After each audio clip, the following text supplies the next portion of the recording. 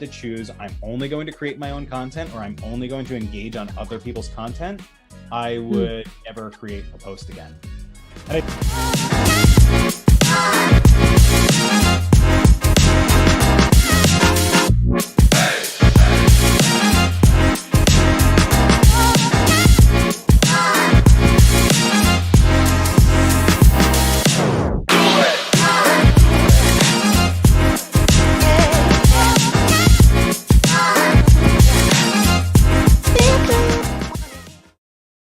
And welcome back to today's Medical Sales Leader. I'm Claire Davis, your host, and I have someone who I just absolutely adore with me today. His name is Dan Mott, and he and I actually used to co-produce a show called Power Hour last year, and that's where I learned about social selling. And you might be thinking, well, gosh, Claire, what an obvious topic. Of course, selling should be social, but what really inspired me was how Dan does it. So I've asked him to be on the show today to kind of share with you the modern methods of what social selling is really all about and how and why that's important to you in healthcare and medical sales. So Dan, thank you so much for joining me and welcome to the show.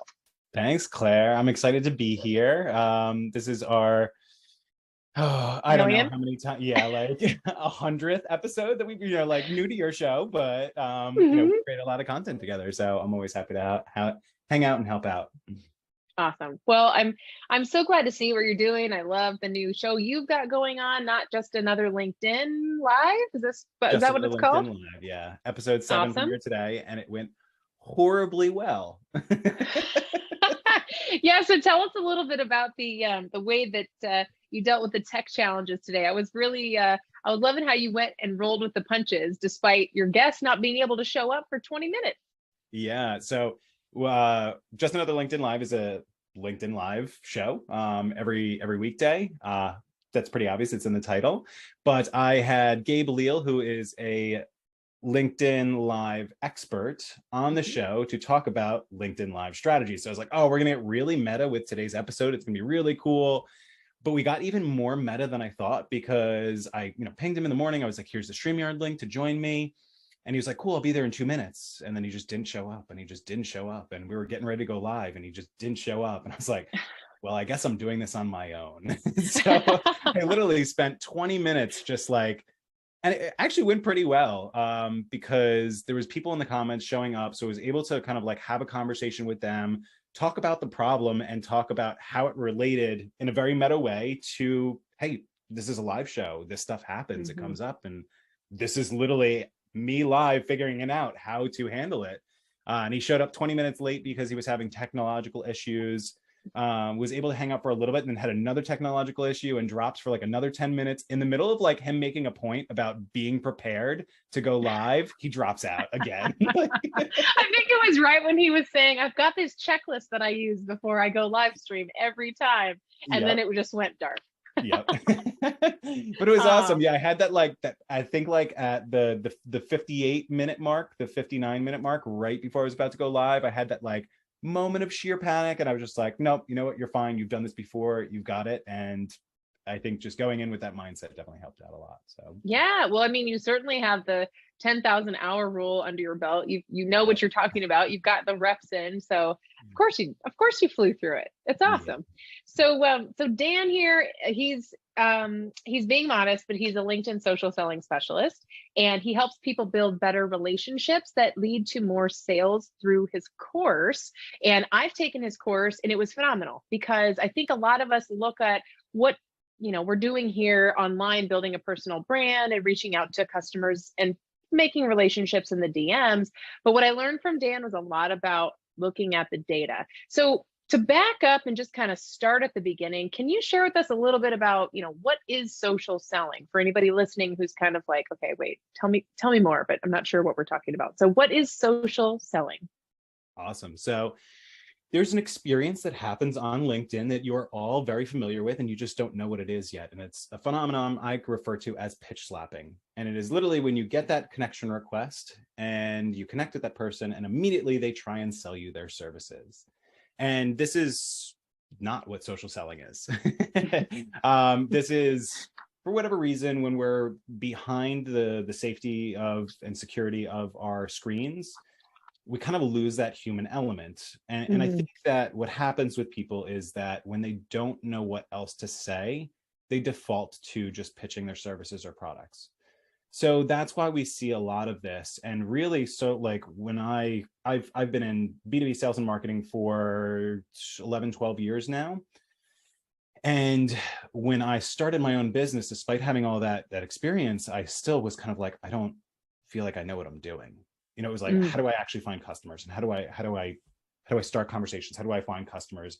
How do I do all these things? And I kept following the advice of people and found myself using automation tools and sending kind of blanket messages that I just never felt comfortable with. And I thought to myself, there has to be a better way. There has to be a better way. And I wanted to, in all of my sales capacities throughout my entire career, the ones I always enjoyed the most were where I was actually getting the ability to build a relationship with someone, where it wasn't just coming in and starting a conversation and trying to immediately sell them my product or service, but I was getting to know them, trying to understand what they did, what they cared about, and what emotionally drove them, because emotions are heavily tied to the way that we make purchases. So by taking this approach of just being a human, just introducing ourselves, just starting a conversation, just getting to know people, just building relationships, I discovered the art of LinkedIn social selling. It's just going out there, being ourselves. And we can say that we can use LinkedIn as a marketing tool, or we can use it as a sales tool, but at the end of the day, it's called social networking for a reason. We're there to network, and we can do so in a very casual way that is a lot more comfortable than just going out there and pitching people, that allows us to connect with and sell to people. And that is what, to me, social selling is. Oh, yeah. And I think it's interesting how even after, you're in an industry for 10, 15, 20 years, we still have to be reminded to take the corporate hat off and to speak like a human. And I've taken oodles of copywriting classes. And the first thing they teach you is you have to write like you speak. And none of us speaks like a robot, right? None of us goes in and says, hey, Dan, I noticed that you might be experiencing this problem. Would you be interested? Right? I mean, that's just not how we go about things. So I'm really encouraged to hear social selling becoming more of a common, theme here on LinkedIn. And I have to say that I'm seeing less pitch slaps in the DMs these days. Are you experiencing that, or are you getting even more? It'll never go away. I'm trying. It's yeah. It's a goal of mine to put an end to it, but I know that that's a frivolous goal. But I think working towards trying to achieve that, trying to educate people that, hey, there is a better way, something that you can feel better about doing, and something that's actually going to get you better results. Like, why would you not do that? I think by kind of having that kind of, pie in the sky goal, having something to kind of look forward that I know is never achievable, but doing that allows me to kind of create content at scale and be able to try and help people, just to show them that, hey, there is a better way. You don't have to do this because it kind of sucks. The people that you're reaching out to don't like it, and most people who are doing it themselves don't enjoy it either. So, so just to clarify, when you get pitch slapped, are you responding and kind of giving people pointers to say, you can do better than this, and I'm going to help you? I did for a long time, yeah. But I simply don't have the time to do it anymore. So I'm at a point where I need to scale back my outreach because I can't keep up with it anymore. So I know that anyone who pitch slaps me has a lower conversion rate in terms of me being able to turn them into a customer. So which is why they became a lower priority for me, which is why I stopped doing it. But 100%, I used to do it all the time when I had the capacity to do so. And I would just gently say like, hey, here's why this didn't work, or I'd provide advice, or I would send them to, I have a free guide that shows you how to start better conversations with people on LinkedIn, where to find leads, and the easiest way to start a conversation in a very casual way. So, I'd point them to that, or I'd say, hey, here's kind of like, I just even ask them, would you like help with your pitch? Or, like, are you, clearly you're trying to find leads or customers on LinkedIn. How's it going for you? So I tried my best to help, but the way that I can help more people is through content at scale. So, yeah. I mean, I feel like the old, saying is true. People want to work with people that they like. I remember this one time I was calling on a you don't like position anyone in. that pitch slaps you. And if you pitch slap, you don't land in that category. Nobody wants to be immediately sold on anything, anywhere. But I remember it does actually work, but it only works for the absolute right people at the absolute right point, right? Like they have to be actively thinking, I have this problem and I'm looking for this solution, and then you land in their inbox. Yeah. And those are only people within your target market. So likely if you are sending, like you're blasting cold messages, you're not being very targeted, which means that most of the people aren't even the right people. And then out of that 10% of the right people, it is very low that they are right at that point in their buying journey for you to land in their inbox at the right time. So I know what I know of you. I mean, I probably know too much about you at this point, Dan, but what I know of you is that you derive all your strategy from data. And that is something that I think goes a bit unleveraged on LinkedIn for most people in sales. Like, I mean, they're used to maybe checking Salesforce and getting numbers that come down from marketing or the strategy team, but not necessarily with social media networks. So can you talk a little bit about how data has a hand in what you do? Yeah, I mean, it's really kind of the guide to everything, because without it, we're kind of in the dark. The ability to measure the success of an individual message, of a campaign, of a strategy, right? Like we can set goals for ourselves and we're going to say, we're going to start this campaign, or we're going to send this email, or we're going to use this message in our DMs because we want to achieve X. So we're going to send it out to 100 people, and we're going to look at how many people actually responded. Of those people that responded, how many actually hopped on a call with us? Of those people who hopped on a call with us, how many actually converted into a client? So by being able to look at those 4 numbers and kind of work backwards to see what our conversion rates and our success rates throughout that funnel are, we can know, well, what was the success of this campaign? And we can measure that now against other campaigns and see that, hey, well, campaign A was actually the most successful because it converted at the highest rate. It really all depends on what your goals are, right? Are you looking for more leads? Are you looking for more customers? Are you looking for better leads, better customers? So it's highly situational, but having those numbers, having those metrics to tell you what's working and what's not working, give you the guidance to make the decision against your goals to say, yes, this campaign worked, or no, it did not, and why. Okay. So for those people who are listening, I have to say, of all the different industries that are on here, I find that the folks that I know in my experience so far in medical sales is that, LinkedIn is relatively underused. Salesforce Navigator, sure, sometimes. But most of the time, we're not a very present group on LinkedIn. So if somebody was to say, okay, I want to have LinkedIn become part of my overall strategy when I am trying to reach breast surgeons, right? Where should they start? So I think that's kind of the good point right there, is that you need to start with the audience. You need to start with the target market and understand who your buyer is, what makes them tick, why would they buy from you, why would they buy in general, but more specifically, why would they buy from you? And then even knowing, are they on LinkedIn, right? Because that's a big thing. If they're not on LinkedIn, then you're not going to be able to sell them. So understanding, right, like, does this market exist here? Are they actively engaged here? Because without those things, and there's there's real, like you're kind of going to an empty alleyway and trying to pitch your services. Like if there's no one there to hear you, then it's not going to do you any good. So start with the audience, know who your target market is, where they are, what they care about, because those things all inform you how you need to talk to them. And that's talking to them is through your content. It's through the information that's on your profile. It's through the comments that you comment back and forth. It's the DMs that you send to them. And then obviously throughout the rest of the sales process, hopping on a call with them, the emails that you send them, and everything in between and beyond.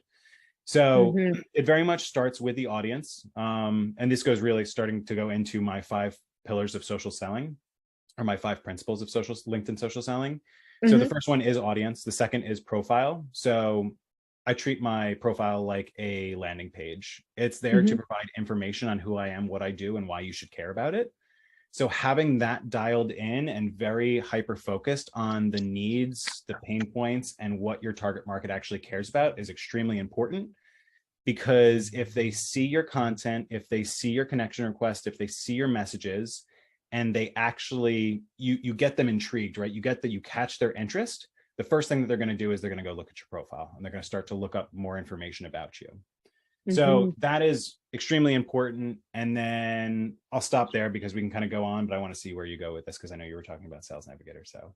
Oh, yes. Well, I mean, what struck me about working with you so closely was how closely you look at the data, and also how systematically you do it. So, if for someone who's listening to this podcast in medical sales, likely they're not using a lot of additional sales metrics outside of what they get from their organization.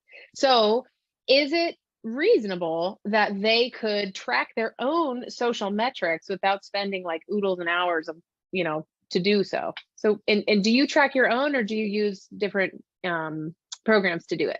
Yeah, so I definitely use a combination of free and paid tools, as well as just like simply Google Sheets.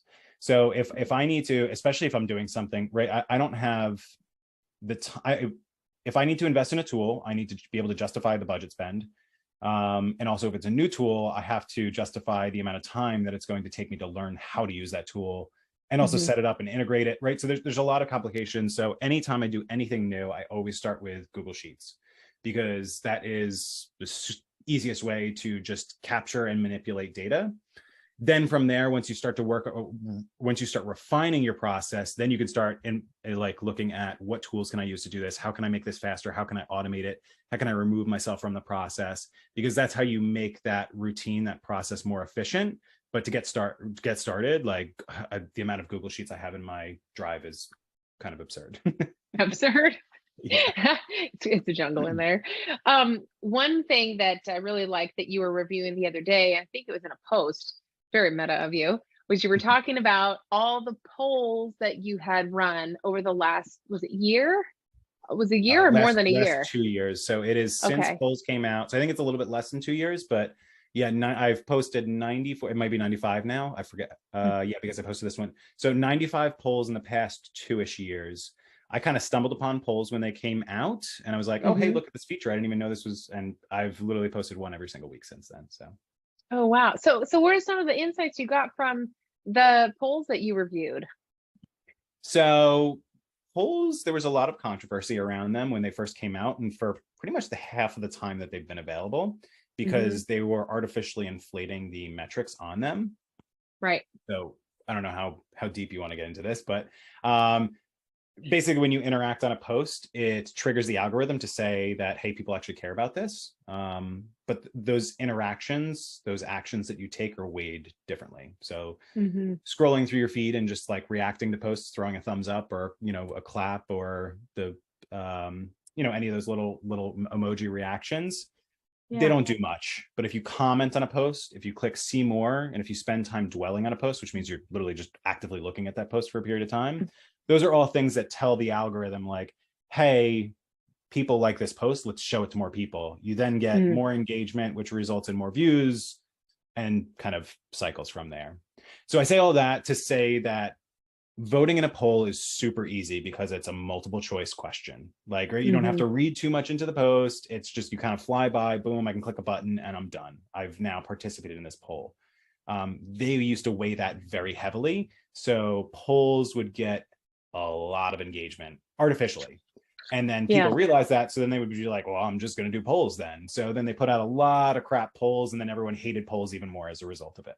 So, so they changed that in end of January, beginning of February, they switched that. So literally when I looked at that graph, like all the numbers are up here, and then it like clearly goes down like that and like cuts it in half.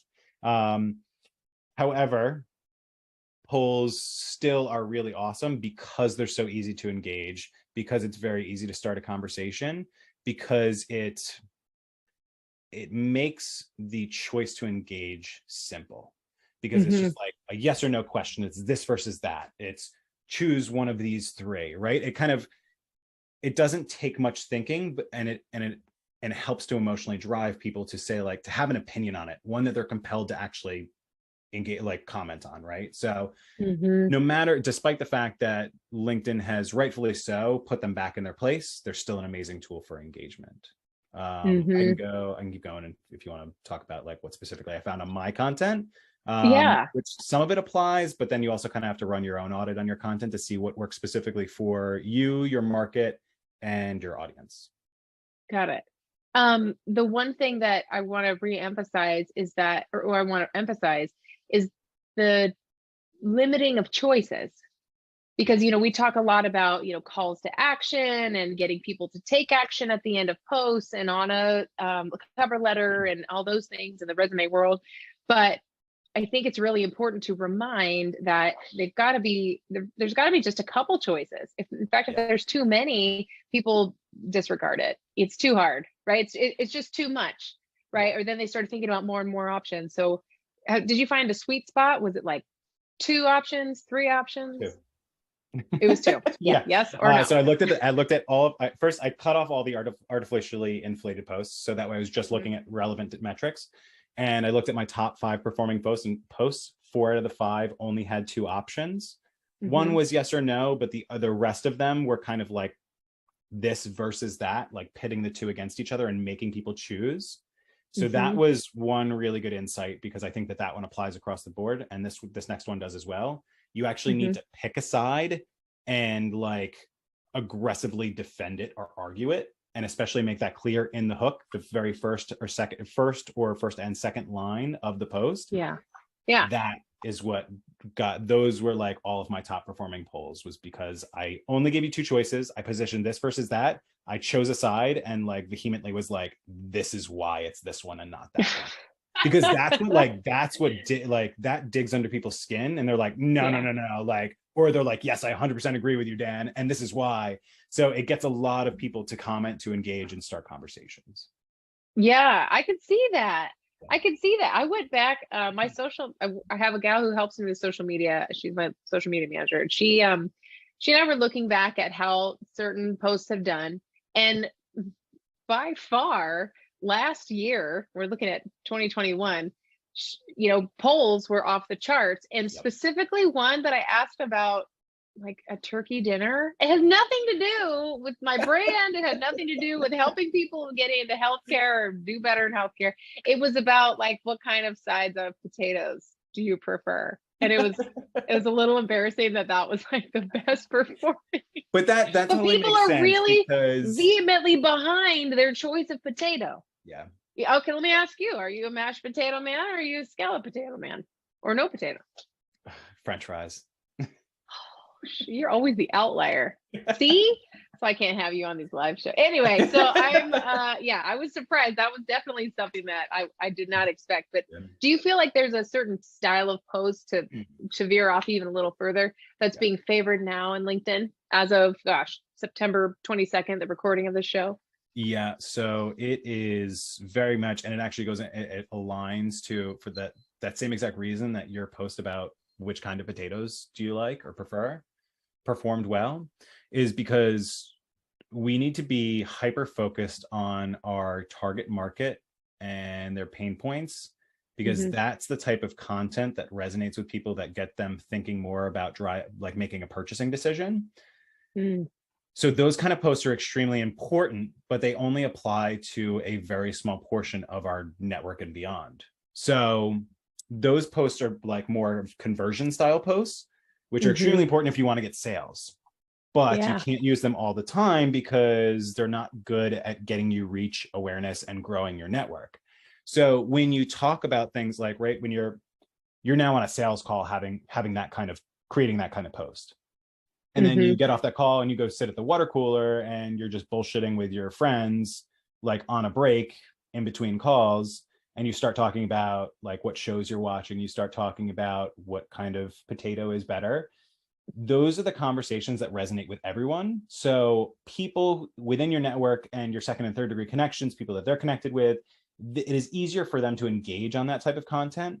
So that content performs very well. All like, we say like the personal posts, people like telling personal stories or sharing like what they did over the weekend. All of that stuff resonates very well because it's applicable to almost everyone, as opposed to being hyper Mm-hmm. focused on our target market. So Mm-hmm. in terms of pure reach and engagement, the more like personal style posts, sharing stories, talking about what you're doing, right? Like when my daughter was born and I posted a picture of her, like that was one of my best performing posts for obvious reasons, right? Like Yeah. people just like want to support you. And a lot of times when you get super nitty gritty, right? Like I'm not in medical sales. So when you get super nitty gritty on talking about medical sales, it's very hard for me to Mm-hmm. engage on your content, Claire. But Right. when you back it out, right, like it's super easy for me to talk about potatoes. So it's easy for me to Yeah. engage. So that's why that kind of content is easy to engage with and gets you a lot of reach, but it's equally important to have that hyper focused content that's actually going to drive conversations and sales for you. That makes sense. It makes sense. Um, I think that a lot of these things are not necessarily new, right? I mean, it's not like brands have been marketing themselves based on the business in the past, and now suddenly they're like, oh, aha, personal branding really works, or, or appealing to other things outside of the actual business conversation really is attractive.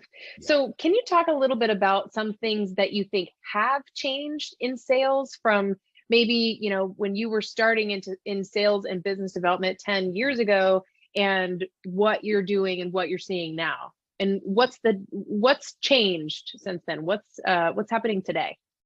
Yeah, I mean, I think the biggest factor was obviously COVID, because people were Hmm. forced online. People literally weren't allowed to leave their house.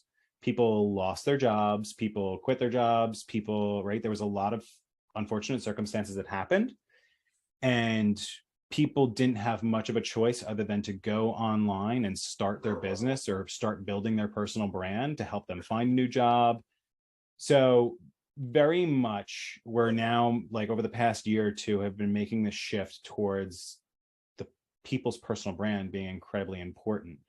Hmm. And companies know like the weight is shifting where the companies no longer have the authority. They still have the presence in the market, right? But now it is very much people do business with people.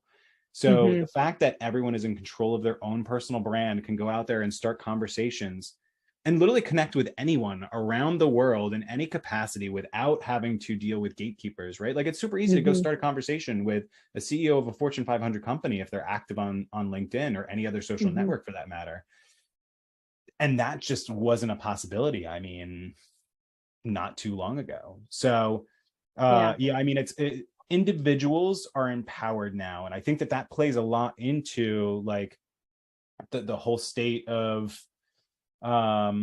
what is it, just like where everyone's kind of out of a job now and looking for it. I think that people feel empowered to the fact that hey, I deserve a better job, or I deserve this, or hey, I have the brand, I have the personal power, right? Like this is a thing that I can add to my resume. I have X amount of connections. I have these very strategic relationships that are going to be very useful to you and your business. Hmm. It's not like me begging for a job anymore. It's like, hey, you should hire me because here's the value that I bring to your organization. So I think Yeah. the weight has shifted. I think the scales have shifted to empower the individual, and as long as they have a personal brand to be able to hold that power, that is definitely something that has been in the last decade building. But I think COVID severely accelerated that process. Yeah, I think you're right.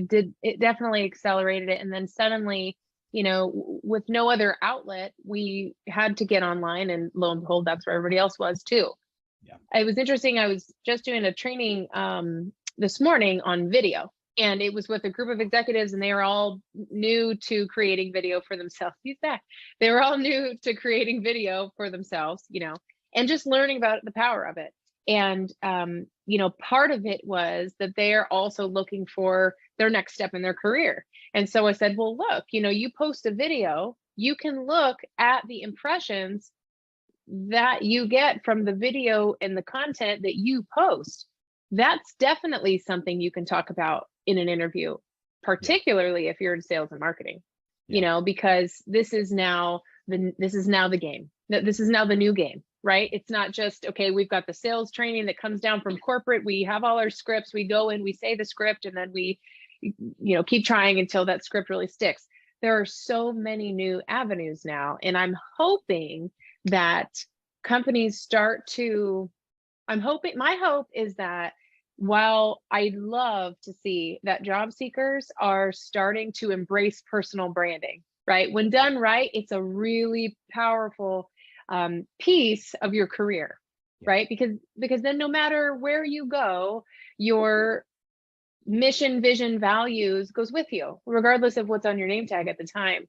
And my hope is that healthcare companies follow suit and that they start to empower their people to become brand advocates. Because really, if the entire company, like Megan from finance, Sam from IT, like this marketing team, like all the customer success reps, right? If all of them are empowered to share the mission and vision of the company, then everybody's in sales, right? And so it's just infused then into the business. And I see that's where things are going. I hope that more companies align with that too. And I think the next step is, getting these major healthcare, not to go off on too much of a tangent, but getting these big healthcare companies to reevaluate what their social media requirements and rules are for their teams, and to then instead of being too strict, empower and coach and guide people on what they can do. Give people tools, to use, to leverage the reason that people love them in the first place and want to do business with them online. So do you feel like there's a happy medium between, say a company is comfortable with their employees being online, right? And getting into the social selling in a digital space. Do you think there's a happy medium between is a free for all and we're going to just censor everything that you say, or you're fired because we don't know what to do with you? Do you think where's the sweet spot? I think that censorship, and I might be biased on this, but I think that censorship and compliance, right? I think compliance is important in itself, but I think that there's this overregulation of compliance, especially in healthcare and finance. I see it a lot. But I mean, these companies are literally holding back their employees, which is the future of the way that work is going, right? They need to be empowering their employees, not holding them back, especially their sales reps, right? They need to have free range to build a personal brand, to create content without restrictions that is going to help them build an audience and find customers for the business. But when you're constantly cutting them off and saying, no, you can't do this, no, you can't do that, it's preventing them. It's literally just trying to throw a stick in the tire, and you're just going to come to a screeching halt. I think companies need to do the opposite. And I'm not a lawyer, right? So I can only say what I see is that I think that compliance and regulatory stuff is absolutely necessary, but I think they're going overboard with it. I think that there are workarounds, and I'm sure that if you sit down with your legal team and bring in marketing and bring in your sales reps and have a conversation around it, what can we do? How can we actually free these up while still protecting ourselves and still limiting liability from a corporate perspective? Right? Whether that's, again, I'm not a lawyer, but whether that's just mandatory in your profile, you have to say these opinions are my own and not of X company that I work for. right? And like, I don't know if that's enough, but if that is, right, like then you're giving them the freedom to go out there, build their personal brand, create content without limitations, without restrictions, that is only going to help them as an individual and help you as a company. And I think that companies need to be doing the opposite of that. They need to not only be removing the restrictions from a compliance perspective, but they also need to be providing training and enablement. And hey, like, cool, now like, not only are we not going to say you can't do this, but hey, here is someone who really knows what they're talking about, and they're going to teach you how to do it yourself. They're going to empower and enable you to go out there, build your personal brand. So then that way you can build your network, start more conversations, build better relationships, and find more clients for us as an organization. And on that note, no, I completely agree. I completely agree. It can't be the Wild West. Would branding work for a company if it were the Wild West? No, you've got to stay on message. You loop in the departments you must. And I really do hope that I see more and more companies empowering their teams and people on all levels to speak about and speak appropriately according to the company and legal and all of those things about the mission and vision of the brand. I think that's where social selling for me, I think that's where it goes from I have a sales team and they sell to everyone in our organization is constantly selling because they're just in love with the mission and the vision that we have. And they just can't, well, they want to talk about it. They want to live it, breathe it, be it. And that's how I want to do business. All my people, I want them to feel empowered in that way too. But it's interesting. I think social selling is almost like it's starting with the individual and then hopefully it broadens to the company. Whereas before it was the company and then they thought, oh, we need some direct sales people and business development people. And now it's sort of this interesting pendulum happening. Yeah. So I work with solopreneurs for a reason, is because the methodology that I teach around LinkedIn social selling is you have to build a personal brand in order to capitalize on it. So social selling is very much an individualistic activity. And yes, as an organization, you can build out programs that empower, enable, and train your employees how to do it. But it is very much arming them with the tools and resources that they need to go to market with their own personal strategy. And yes, you can give them content, you can give them resources that they can repurpose or use or whatever.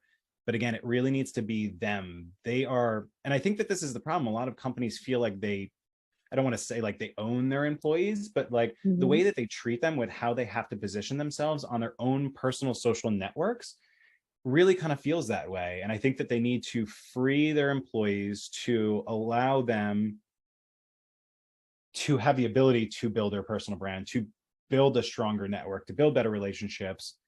That's just only going to result in positive results for the individual and the organization.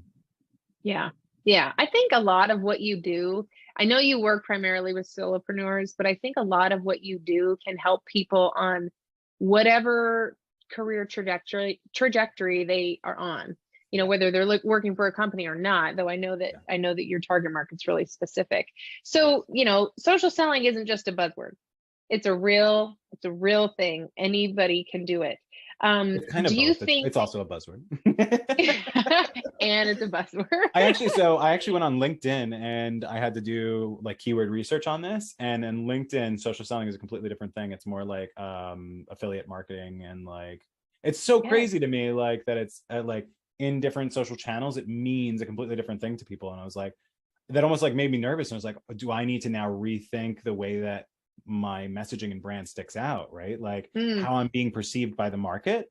But it's funny that there's a difference between where you are, what those terms mean, and that's fine because I'm not there, I'm here. So that plays back into the point of like, know your audience, know where they are and what they care about, because the words that you use, the things that you say are perceived differently by people. So it's really important. Like every word counts. Words have a lot of power.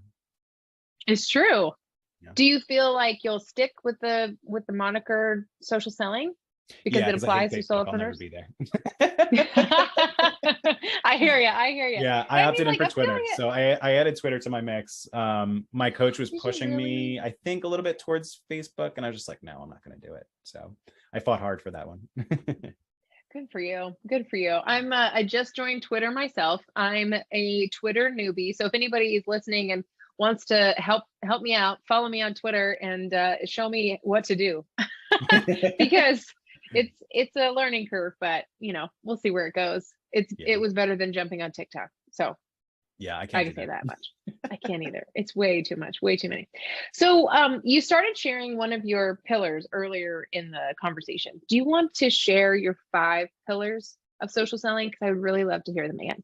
Yeah, definitely. So the first one is audience. It's understanding who your target market is, what they care about, and making sure that you speak to them appropriately and that your message resonates with them. Because if you can't get this right, then literally the other 5 principles don't matter. Okay. So the second is your profile. Your profile is kind of your central hub on LinkedIn. You can put out content, you can comment in public, and it's going to draw people back to your profile. And then they make a decision on what to do next from there. Whether that's download a free resource, go visit your website, join an upcoming event that you're hosting or that you're going to be on, whatever it is, that is like your hub. They're going to come to your profile. So you have to treat your profile like a landing page using the information that you know about your audience. From there, and this is why I stopped there because I wasn't sure where we were going with the conversation. Sure. So personal branding is extremely important. And in order to achieve that, you need to create content. So creating content or content specifically is the 3rd principle of my LinkedIn social selling framework. So now that you understand who your audience is and you have a place to communicate who you are and what you do when they find you, now you can go out there and you can actually start creating content that is going to be relevant. Again, tapping into your audience. What do they care about? Go create content that speaks to that, because that's how you're going to attract your target market, your ideal customer back to you. If you're creating content that they want to consume or engage with, they're going to keep coming back more and more. They're going to keep showing up. And that is how you start a conversation. That's how you build relationships with them. And that's how you're going to close more business. So audience, profile, content. The next is engagement, because you can't just create content and hope that people, right? If you build it, they will come is definitely not true on LinkedIn. It might be more so on other social networks, but LinkedIn, from what I've found, is especially heavily dependent on engagement. Mm-hmm. So I have said, if I had a gun to my head and I had to choose, I'm only going to create my own content or I'm only going to engage on other people's content, I would never create a post again. And I think that switches at a certain, once you build enough brand recognition and reputation, that kind of switches because you can afford to. But engagement is hypercritical, especially in the beginning. You need to be out there like going and supporting other people's, engaging on relevant content, because that's also how people find you. A comment can be just as impactful as a post that you write, whether it's 1 line or 50 lines. So when you go out and you comment something insightful, it's a lot quicker to do. You're supporting an individual person, so you're building that relationship with them, and then other people now see that. They go check out your profile. They start to get you to know you. Now they're going back and they're seeing your content. You're building this web of information around what you care about, what you do, and what you have to offer that are now pulling. You're just creating a magnet for you to attract people. We can dive into these a little bit more. I'll just finish up with the 5th one. The 5th principle is prospecting, because a lot of people spend a lot of time going through and developing strategies around these 4 principles, and then just sit back and wait for people to DM them and ask for a phone call or ask for more information on their services. You need to be proactive about understanding where your best leads come from and how to start a conversation with them. So taking a look at who's engaging with my posts, who's sending me connection requests, who's visiting my profile, who's doing this, who's doing that, and when do I start a conversation and what do I say to them? Oh, and this is all in your course? It's all in the course. Oh yeah. So I think that is a really it's a really comprehensive strategy. And what I like about particularly the commenting part, the engagement part, is that anybody can do that. And if there's anything I know about healthcare and medical sales folks, is we do not engage, or we just don't want to be seen on LinkedIn for whatever reason. We lurk like crazy, but posting, commenting is much rarer. Now I am seeing an uptick in commenting, which is great. And I'd love to see it more, but I think that it's just a beginning of the push that I'm seeing in the industry for people to get more active on LinkedIn. So I love that you can bring it down to what's the what's the lowest barrier to entry? It's a comment. It's a comment.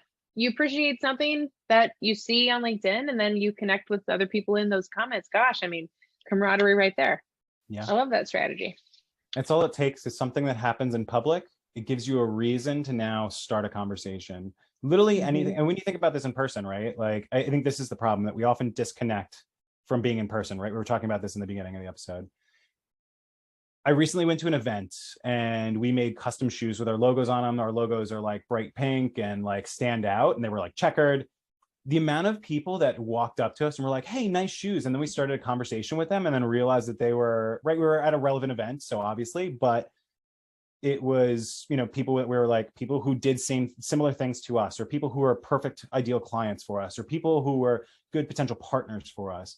And literally all it took was, hey, nice shoes, to start the conversation. And then boom, hey, what do you do? Let's learn more about each other. And then, oh, hey, this is how we can work together.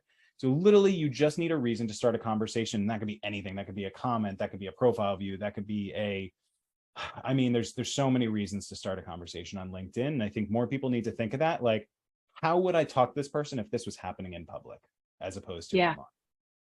Yes, exactly. That's a perfect loop back to the beginning of what we were talking about. How can I be more human? You know, how can I connect with people on more of a human, normal conversational level? I remember calling on this one doctor once, and I was heading to her office, and the day before I had tried CrossFit. So if anybody else out there does CrossFit, like, kudos, that is hard to do. And so what I did was I take this lunch over to the office, and the elevator's broken and she's on the 5th floor. So I schlep this Panera Bread lunch box crate up 5 flights of stairs. And literally on the last stair, I was clutching the armrail because I could not walk any further. So I hobble into the office and I sit down and I'm like, thank God. And she comes in, gracious as ever. And she goes, oh, hey, how you doing? I go, to be honest, do you work out? And I told her this story, and she was one of my favorite clients for my entire duration. In fact, I still talk to her, but it was because we connected over something completely unbusiness related. It was being extremely sore after a CrossFit workout. So I should have taken notes out of Aaron Geiger's playbook and started CrossFit long ago, so it wasn't so hard, but you know, it really did work. Well, and I mean, Dan, that's literally why in my profile I have here's information about me, what I do, and then I put like bonus fun facts at the bottom of it that's not business related. I talk about how I love playing Dungeons and Dragons, like playing video games, spending time with my family. Like I have, right, like dad is one of the things I have in my tagline. And I do all these things for a very particular reason, because that is a non-business thing that I can connect with on people. And the amount of times that it started conversations with me that, right, a personal conversation that then led to a business conversation. And in some cases, clients or partnerships or collaborations or anything that drives my business forward is absurd. And it's literally just because I put that in my profile, or I sometimes mention it in my comment or in my content or in comments. And then people might even care about what I said in the post, but they're like, hey, I like D&D too. And then all of a sudden now we're like down a rabbit hole. So yeah. Well, I think the undercurrent of this entire conversation is to get more personal, right? To connect with people on a personal level and take the corporate hat off once in a while. Because when we do, that's when social selling can really happen. And that's when sales feels really, really good, because that's truly being genuine in sales and connecting with those authentic connections. So I'm so grateful for what you're doing. I love that you're showing people how to do this, not just the what should I do, but here are the steps, follow this action plan. So if people want to find out more about you, and if they want to maybe check out your course or see where they can connect with you about hot pink checkered shoes or Dungeons and Dragons, where do you want them to reach out to you? Well, I think the obvious one is come hang out with me on LinkedIn. Shoot me a DM, and you can literally just say Claire, and I will know exactly where I found you, and we'll start a conversation. Uh-oh, he'll immediately delete the message. No, just kidding. Just kidding. Right? Oh, crap. Oh, yeah, if you're more interested in LinkedIn strategies, techniques, advice, I have in in my profile, there's a link to my website, Six3 Media, six3media.com. All of the stuff is right there. I have a free lead gen guide that is going to teach you where to find the best leads and how to start conversations with them if you're consistently posting content and you have updated your profile. I also have a weekly newsletter where I send out tips and advice. All this stuff is free. Obviously, I post every single day about LinkedIn content, so you can just follow me there as well. If you do need more support, if you need a very systematic, structured approach to how you're using LinkedIn to make sure that when you're spending time, you're doing it effectively and getting actual tangible results from it, I do have a course available that is $99 if you want to check it out. Awesome. And I'll make sure, everybody, if you're listening, that I link everything in the show notes. So if you want to connect with Dan, I'll put his profile in there. I'll add all the links that he just shared, and definitely do yourself a favor, because Dan's taught me a ton in a short amount of time about how to really leverage the social aspects of LinkedIn, and to make it fun too. So you can't go wrong. Well, thank you so much, Dan. It's always such a pleasure to have some time with you, and I'm so grateful for the hour we've had to spend together. And I hope that you'll come back and we can dive even deeper into some of these pillars. Yeah, you bet, Claire. Thanks so much for having me Awesome. on. Of course, anytime. Until next time, thank you for tuning in.